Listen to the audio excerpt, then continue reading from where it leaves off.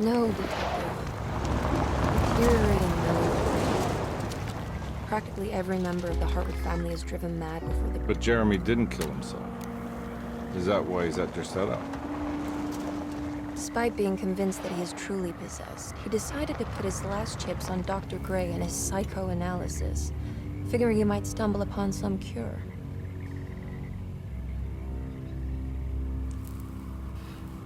You mentioned the letter. I received a disturbing letter from Jeremy accusing the staff and all the other patients of being involved in some cult. And now they are also out to get him. Could it be real?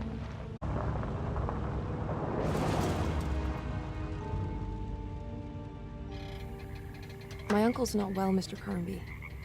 I want to make sure he's all right. Then what's my part in this? You couldn't get a cab? I just wouldn't feel safe going alone.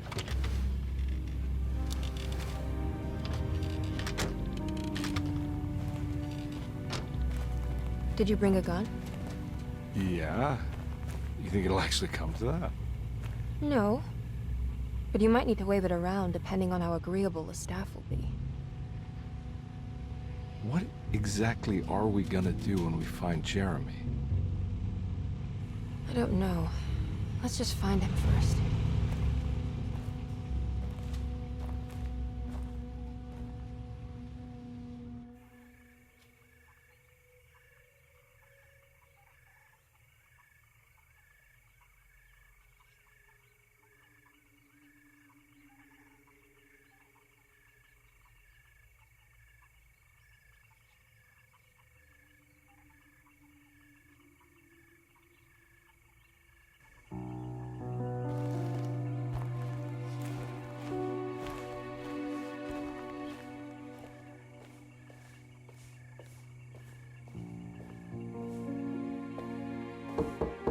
Hello? Hello? Looks abandoned. It can't be. There has to be someone around. Wait here. I'll go around back.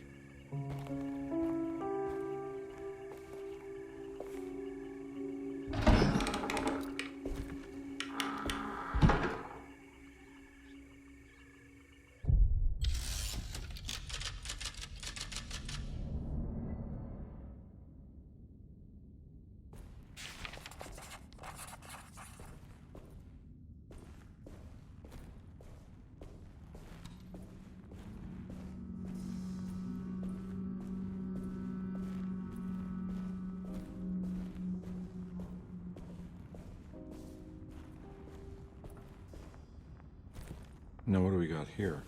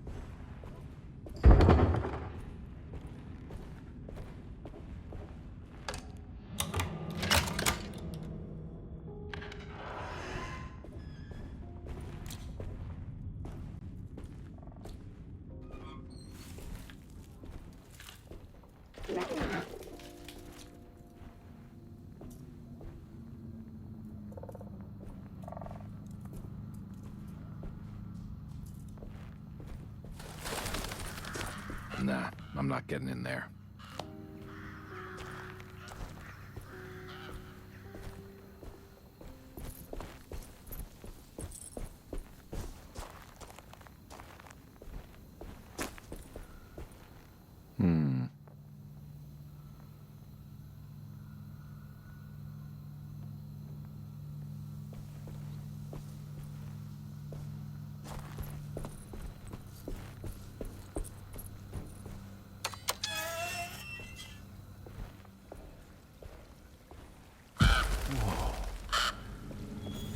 That's one big tree to fit inside a conservatory. Huh? What?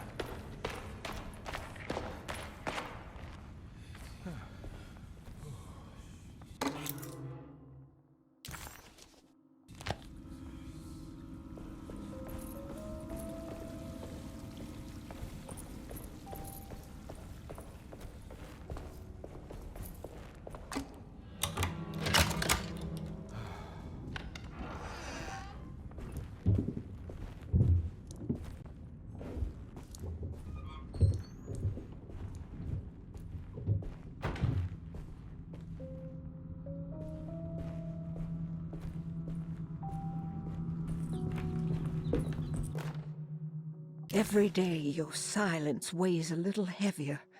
It's been a difficult year for everyone, and many have lost all hope. I read in the papers about people suffering. Pictures of dust-covered landscapes without a drop of water.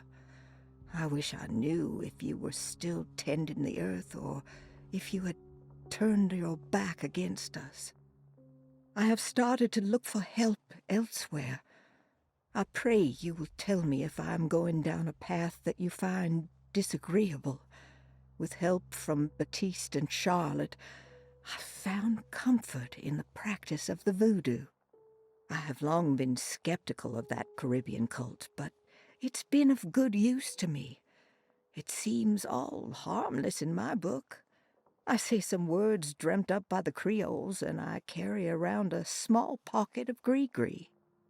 Nothing of this is mentioned in the Bible, of course, but the French Quarter priestess tells me it's all connected.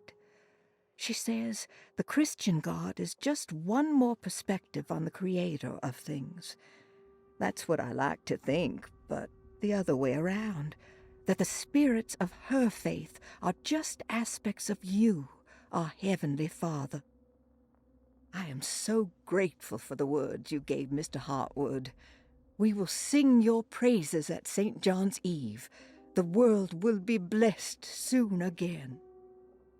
Only the sacrifices of the Old Testament compare to your demands. Let it be the truth. A mother of earth, wood, and dirt. A mother of 1,000 young. Sacred sand, $1. Black cat oil, $1.50. Devil shoestrings, a quarter. That makes $2.75, madame. What was that you were telling the doctor? A goat without horns. What does that mean? Ah, you must have misheard me, madame. I said no such thing. Please, I know I don't look like any of you, but I'm devout. I'm ready to do what it takes. Do not be so eager to sacrifice the few things you have left, madame. Now please, leave my store. A goat without horns.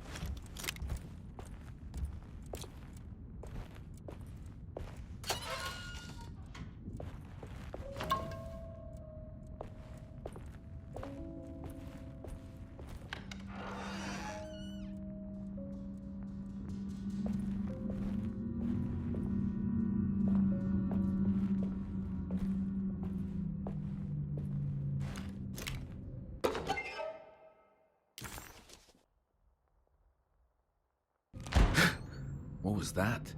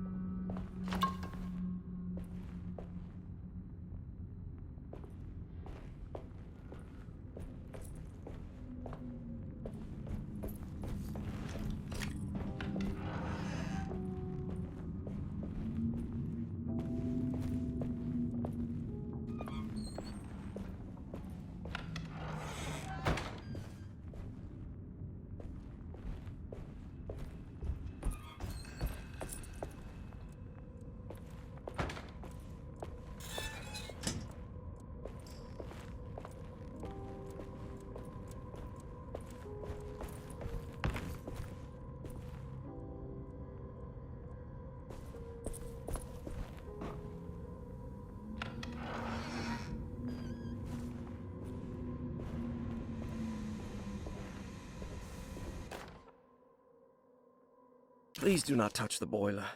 It is working after all.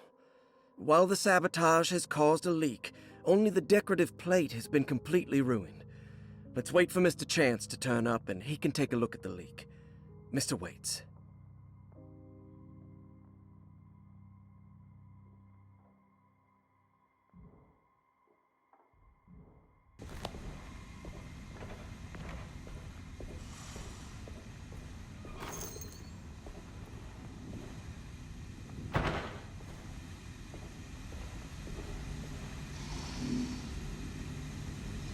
That doesn't look safe.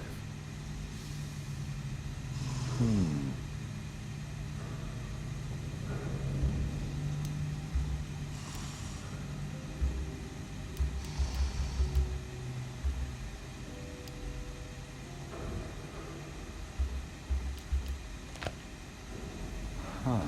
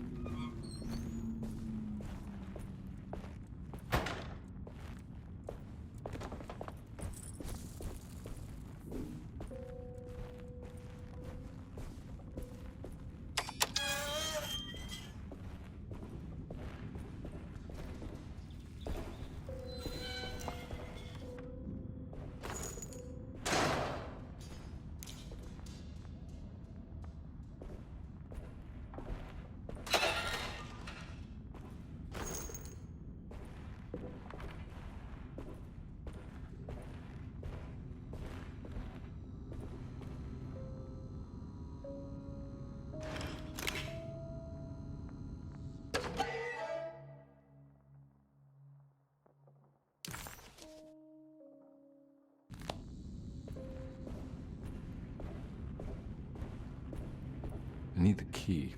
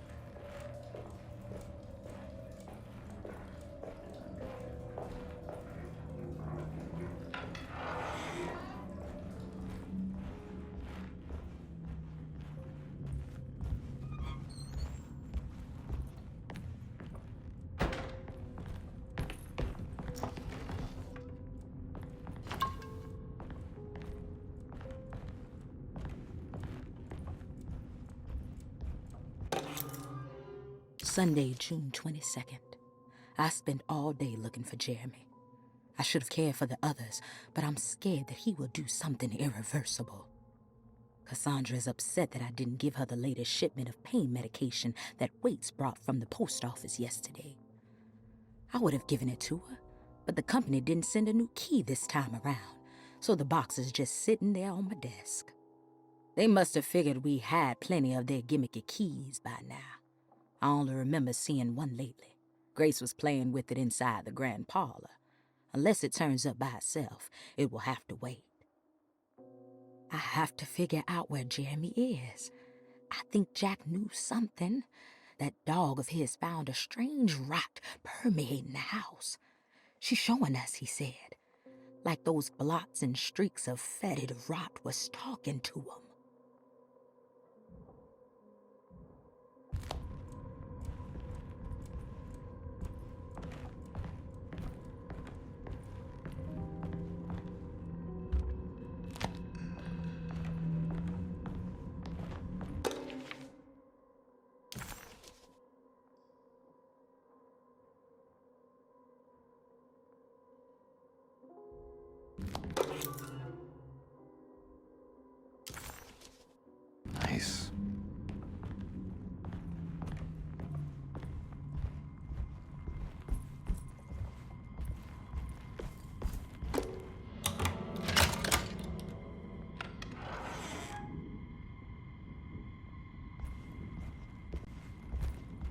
I need the key.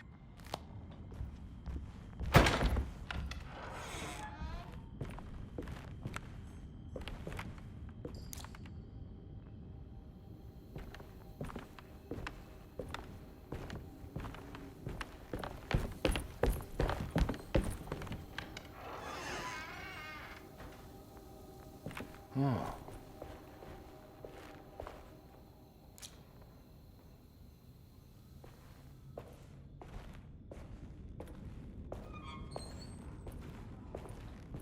I need the key.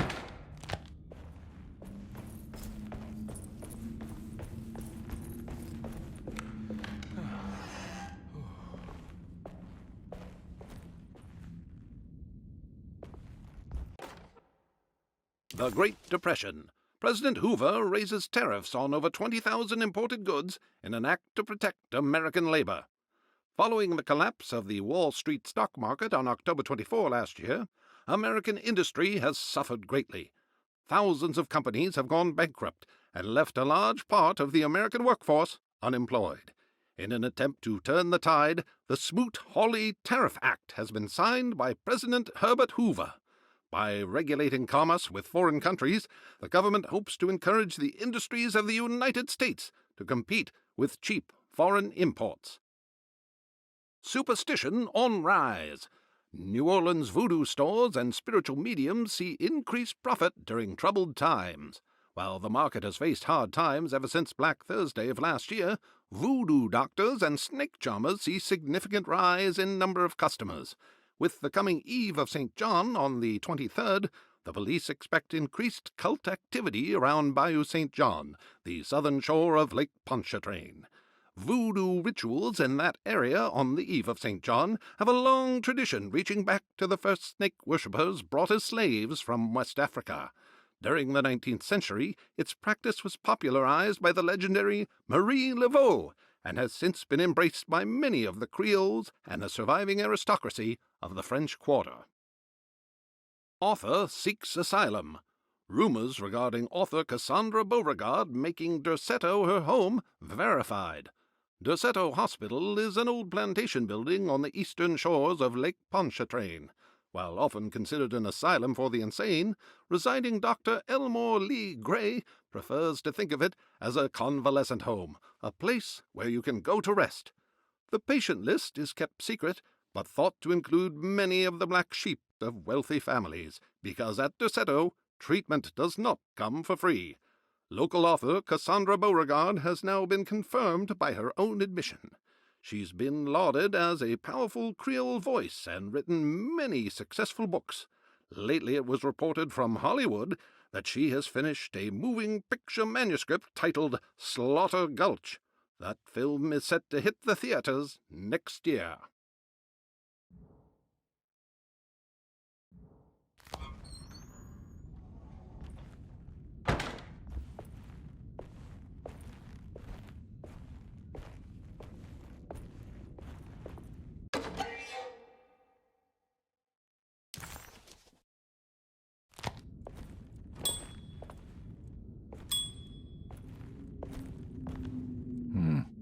I need the key.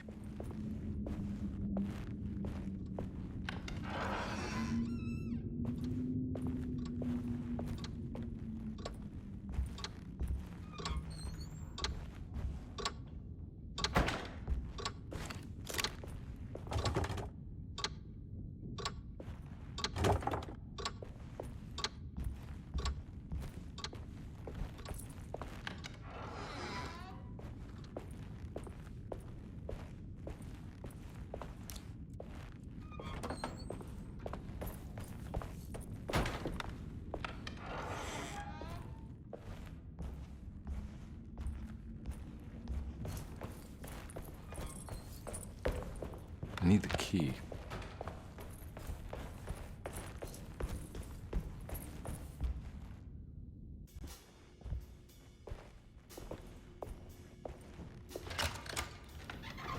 Thanks. What are you doing? Who are you? Whoa, pardon me, excuse me. My name is Edward Carnby, private investigator. I hope you don't mind we let ourselves inside. I do mind. This is private property. You can't just barge in here. I'm sorry about all this, but I'm looking for my uncle. It's urgent, and no one was answering the door. We can't hear you knocking anymore. None of us can. Who is your uncle, darling? Jeremy. Am I right? She has that Heartwood gloom, doesn't she? That's right. I'm Emily Hartwood. I just came to make sure my uncle is all right. Well, he is unavailable right now. You will have to come back another day. Unavailable how? Is he sleeping? We can wait. He's lost. Don't I know you from somewhere? Who's your man again, Miss Hartwood? My name's Edward Carnby, private investigator. Splendid. Enough! All of you! Get back to your rooms! McCarthy, keep your eyes on the child. And you two, please leave immediately. Look, we're not here to cause any trouble. Just let us see the old man, satisfy the curiosity of my client here, and we'll be off. Jeremy has gone missing. There's no need to worry, but it might be some time before he turns up. The whole staff is looking for him. What? He ran off? I don't have time for any of this. Please, come back tomorrow. All right, in that case, we'll just wait in his room. You don't mind, do you? It's upstairs, right? Wait, you can't. Don't worry, we'll be discreet. In the corridor. It's the first door on your left. I'll tell Dr. Gray you're here. Excellent. Thank you, madam.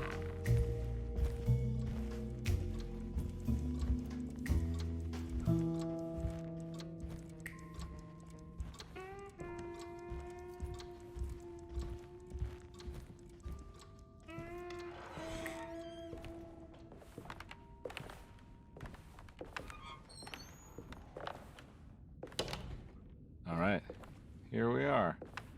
Let's look around. See if we can dig up any clues.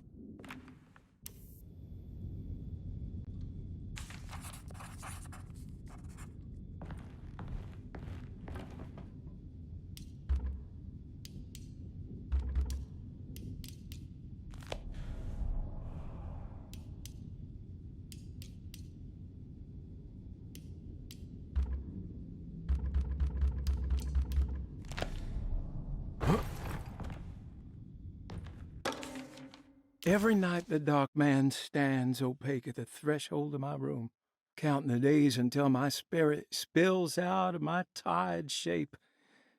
Only his pallid mask shelters my remaining sanity. Staring directly into the face of that demonic sultan would surely sunder time itself. Would he have looked the same to my father as he struggled for his life?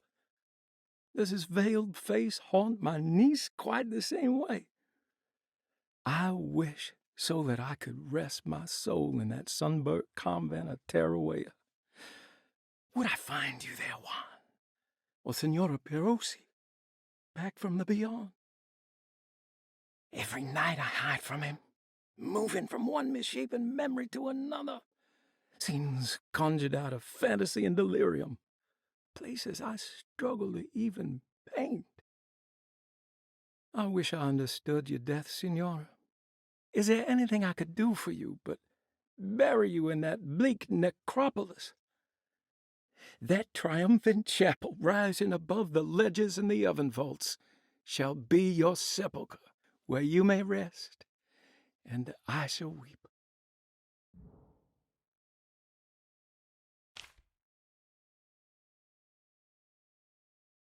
How did you first come to understand such things, Signora? How did you know that the battered boil in the basement would lead me to Lafayette Cemetery? Or how the old upstairs clock, with its astronomical motifs, would take me to that hateful mound outside of Claremont Harbor? Those are my memories, my past.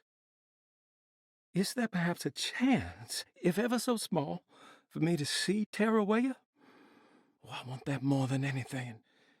Please, let my talisman take me there. Let me sit with Juan under his Bodhi tree.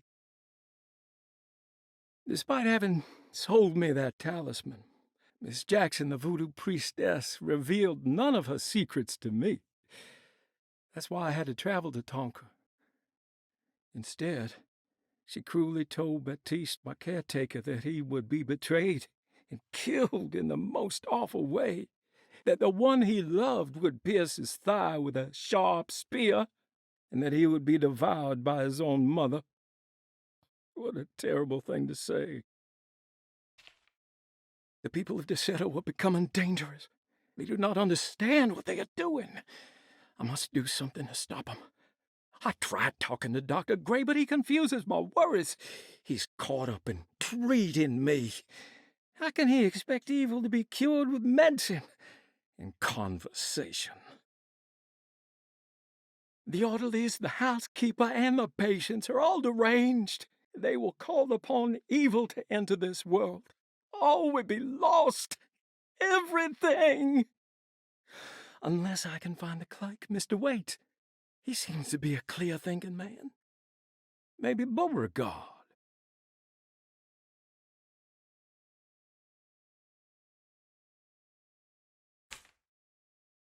The dark man offered me a prison, and I accepted. I signed that miscarried contract and entered the dark pact. Everyone is safe, except for me.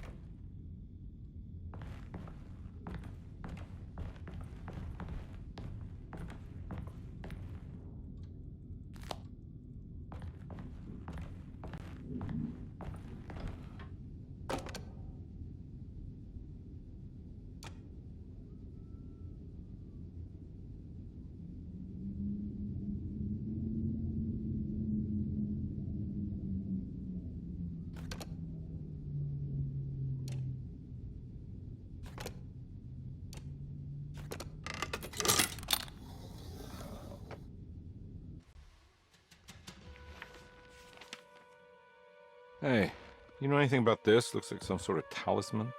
No, I don't. Oh, help me out here, will you?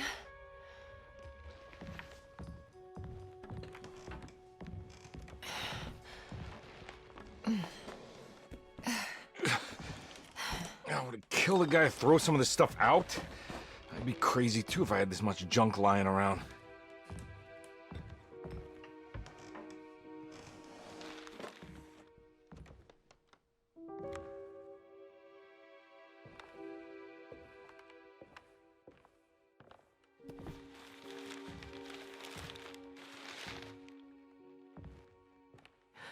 Oh, wow. That's striking. I want to save this one.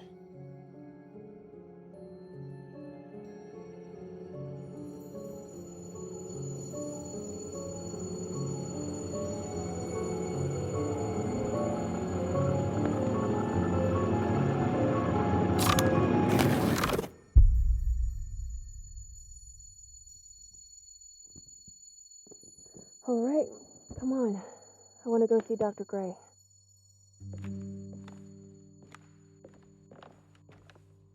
Come on, let's go. Yeah, I'm coming.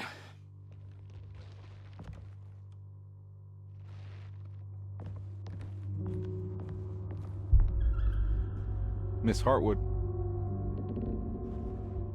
Emily?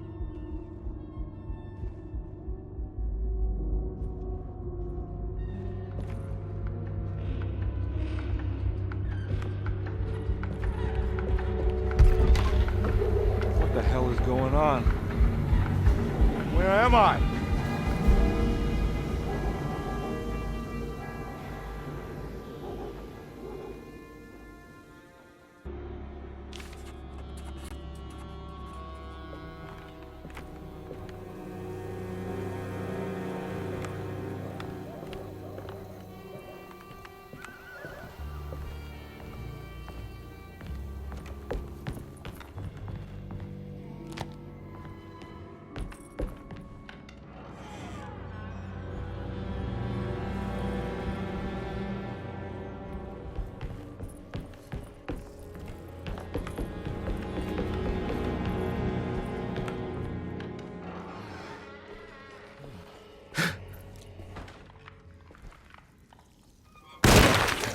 Ah!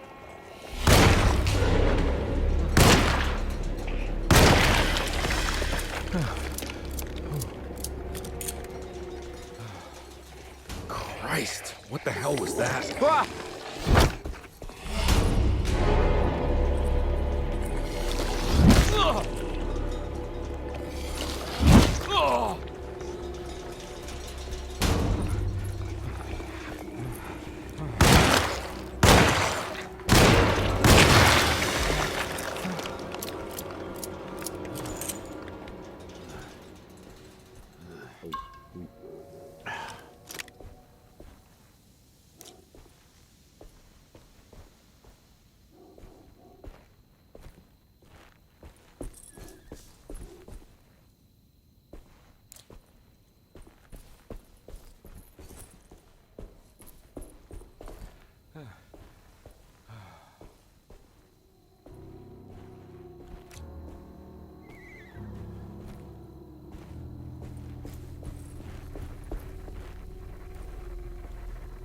I can't go that way.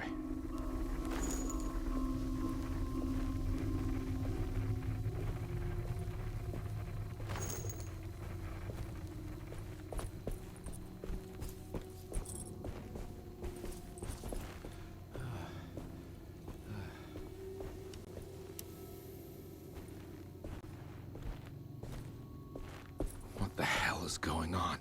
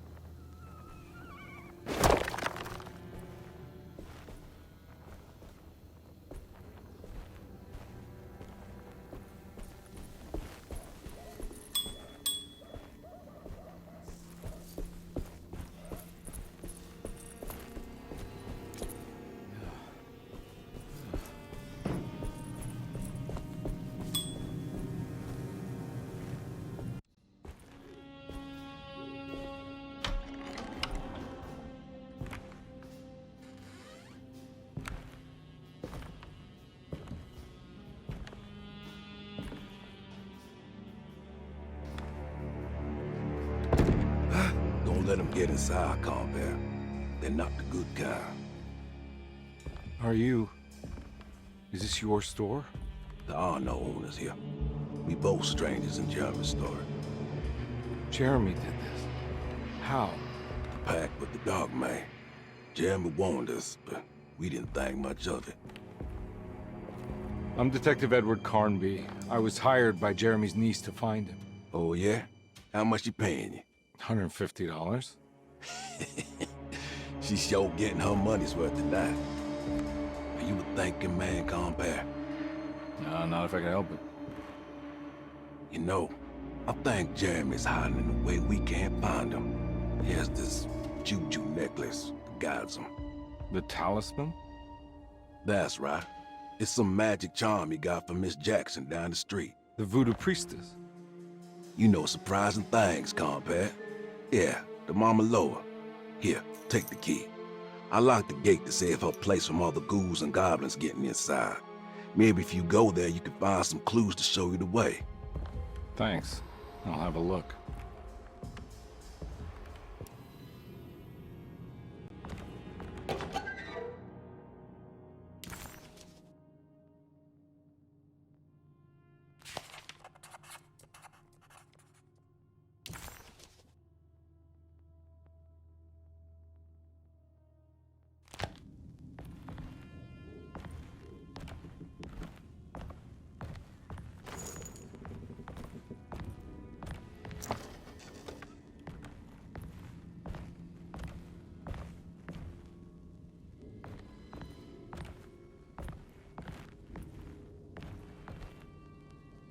You want to come along? Nah, I'm gonna stay here for a while.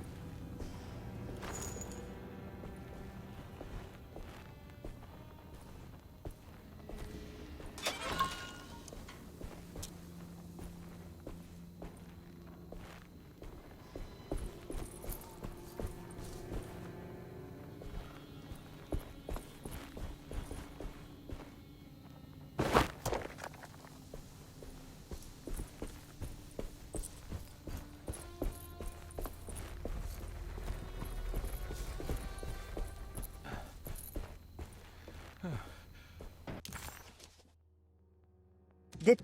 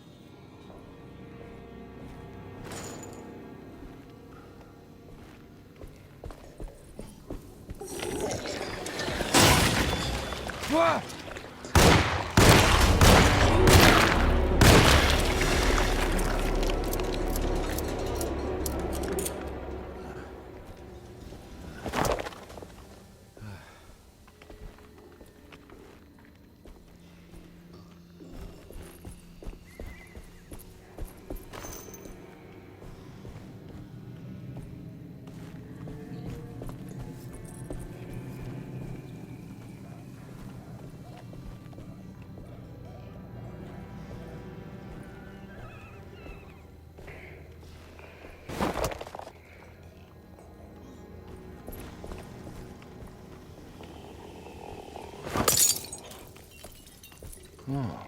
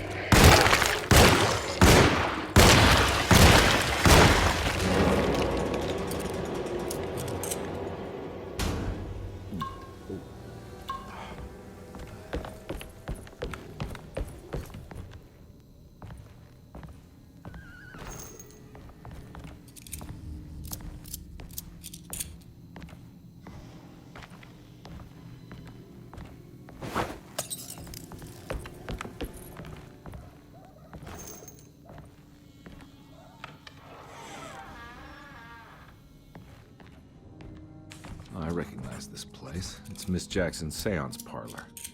Let's see if she's got any information on Jeremy's talisman.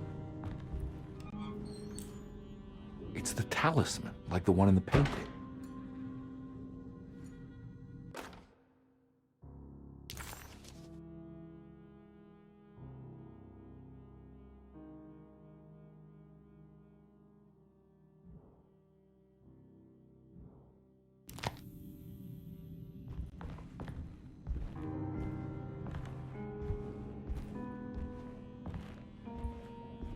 I think it's meant for the talisman.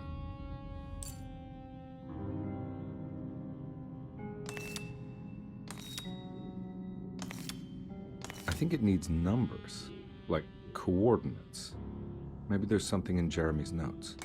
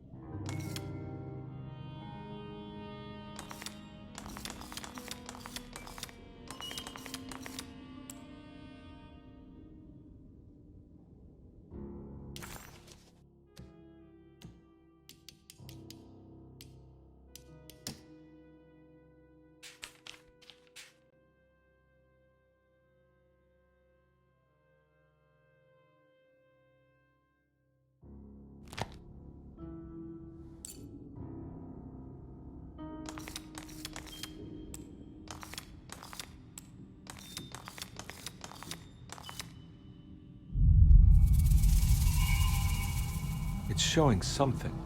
A place? Where is that? Huh.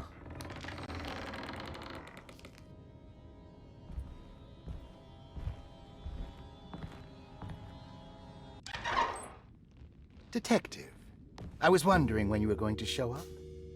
Mrs. Thompson told me you were here. I understand you are working for Jeremy Hartwood's niece. Yeah, I guess so. I mean, you're not wrong. We came here for her uncle. I just didn't expect... I didn't expect this. You are Dr. Gray, right? That's right. You don't happen to have some identification, Detective. I'm not keen on having strangers prying into my business. Oh, Detective Edward Carnby, Decatur Street, New Orleans. Enjoying the Vieux Carré, Detective? Those old French quarters, the voodoo people, the gangsters. I'm sure you live an exciting life. Well, it's not quite like the stories, Doc. Just trying to make a living. Aren't we all making a living? Well, welcome to Deseto, Detective. I hope your time here will be useful. Now, what can I do for you? But why don't you tell me where I can find Jeremy Hartwood? Why wouldn't that make for a short visit? I wish I could tell you, but I'm afraid I don't know. A drink, Detective? Anything brandy. Oh, you do belong in the French quarters, Detective. Armagnac or cognac? You know, just give me the cheap stuff. I'm not much of a connoisseur. Having low standards is not a virtue, Detective. Let me see if I can broaden your perspective. What can you tell me about Jeremy?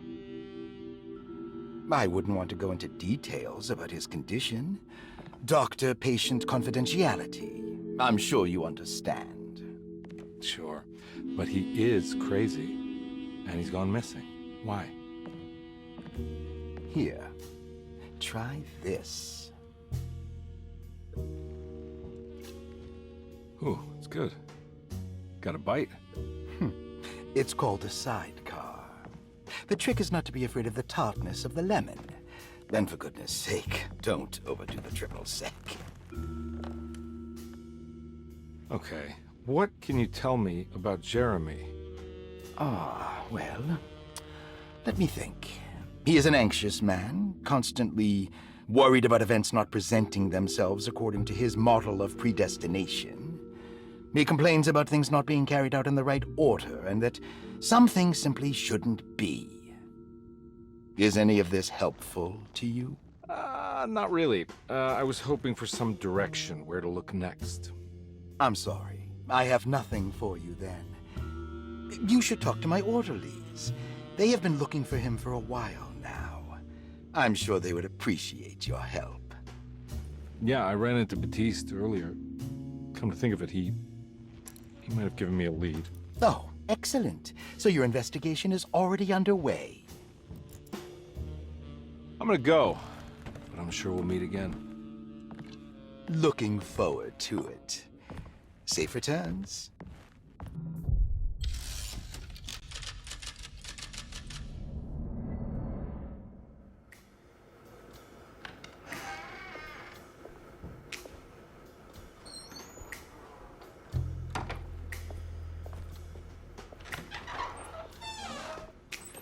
Detective Carnby, where did you go? I was just talking to Dr. Gray. You disappeared. No, it's not what you think. Have you found anything strange going on here? Yes. Everyone is being incredibly evasive and I can't figure out why. No, I mean something you can't explain. Paranormal, even. Detective, I really need you to get yourself together. I can't do this alone. Forget it. I'll figure it out. Do you want to come see Dr. Gray? No, I want to try something. You know, with this talisman, I think I can follow Jeremy to the place he mentioned in the book. What was the name? Do you remember something Spanish? Taroea. Yeah, that's where I need to go. Detective, are you gonna be all right? Yeah, of course. Go talk to Dr. Gray. We'll rendezvous later.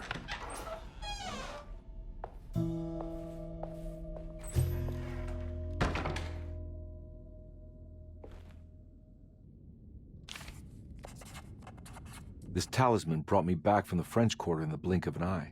If Jeremy can travel so easily, then he could be hiding anywhere, even Tarawea.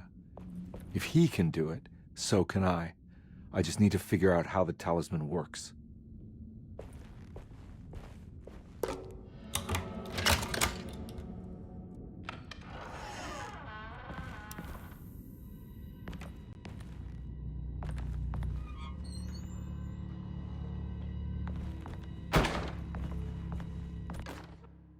Paul, you're right about the plates on the boiler and the clock. They have been sabotaged, and I think I know who did it. They have something to do with Jeremy's episodes and how he seems to disappear at night. Right now, it's important that you keep an eye out for any of the pieces. I want to find out if I can repair the plates. Let me know if you find any of them. Lottie. Tell Lottie to take a look at the well in the kitchen garden.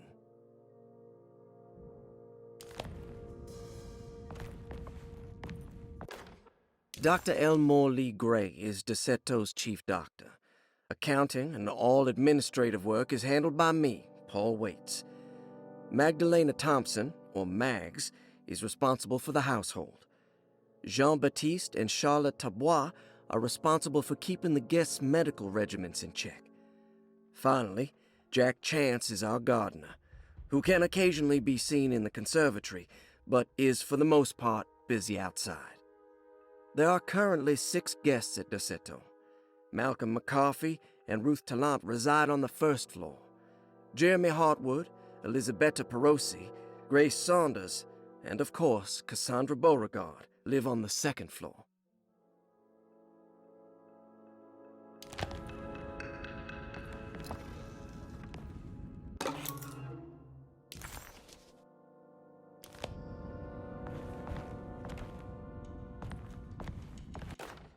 Saw your notice in the boiler room. You should know Mr. Chance won't be coming back. I got no business being in there myself, but you can take a valve from the wine cellar if you want to try to stop the steam pouring out. Be careful.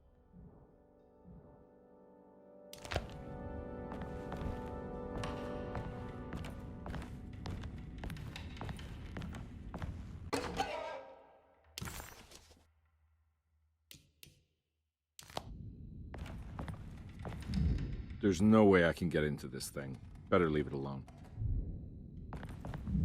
There's no way I can get into this thing. Better leave it alone.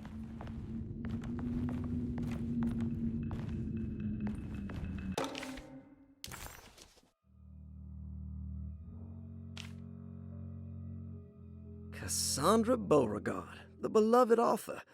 Very exciting, isn't it? What do you want to put down for reason for admission? What her agent told us. Cassandra suffers from writer's block and needs to finish her moving picture script before the end of June. Mr. Chardot suggests Cassandra's heavy use of barbiturates is holding her back and risks ruining her career. And how should we summarize her personal history? Let's keep it short. Cassandra Beauregard is a beloved crime author who managed to pull herself out of poverty and into stardom. 5 years ago, she tried killing herself by jumping off a balcony. The incident left her a cripple, and now relies heavily on her wheelchair. And for diagnostic impressions? Cassandra suffers chronic back pain following her suicide attempt. She self-administers morphine to keep herself ambulant, but has become addicted, and the desired effect is now lost. The drug abuse clouds her mind, and she is unable to focus on real life. To save herself from this insight, she instead makes up stories to fill out the gaps in her own thought process, resembling the Korsakoff syndrome. Oh, bravo, Doctor. How will you treat her? First of all, she needs to be weaned from her drug addiction, and hopefully it will resolve her compulsive lying. Then look into permanently numbing her pain in her back through surgery. Finally, deal with her suicidal thoughts. Fantastic. With such a short time before June, I really hope she gets better soon. We will do what we can. Grace Saunders, 11 years old. Reason for admission? The mother insists on strict supervision by a proper gentleman to avoid further perversion of Grace's adolescence. Personal history? Grace's family possesses modest wealth and status.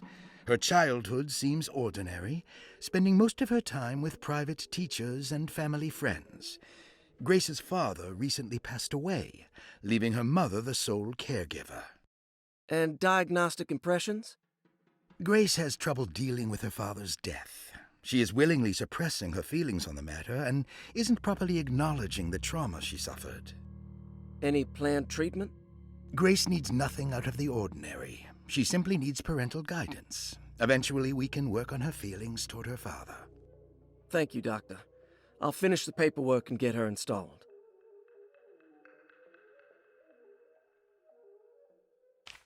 Malcolm McCarthy, 54 years of age. Reason for admission? McCarthy admitted himself to Dorsetto, stating simply that he needs some damn rest. And personal history? McCarthy claims he used to work as a lawyer in Baton Rouge, but says he can't go into details because of some legal dispute. His background remains largely a mystery, except for the occasional clue that he drops in conversation. Huh. And diagnostic impressions? McCarthy is an anxious man and an alcoholic. He often tells half-truths due to some deep-seated inability to trust other people. And how will you treat that? McCarthy will take some time to open up. Spending time with Jack's dog or the child should be good for him. Their harmless nature will help build his sense of trust. Thank you, Doctor. Elisabetta Perosi, 33 years old? What should I put down as reason for admission? Well, Perosi broke into Dorsetto and was found wandering the grand parlor.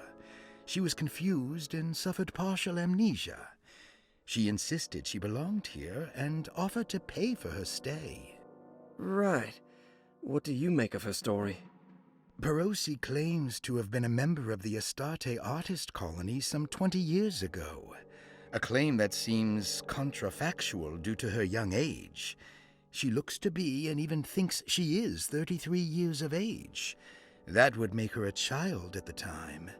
It seems fair to say that Perosi's story is untrue, deliberately so or not. Diagnostic impressions? Do you have anything? Perosi's story is peculiar, because she retracted her story about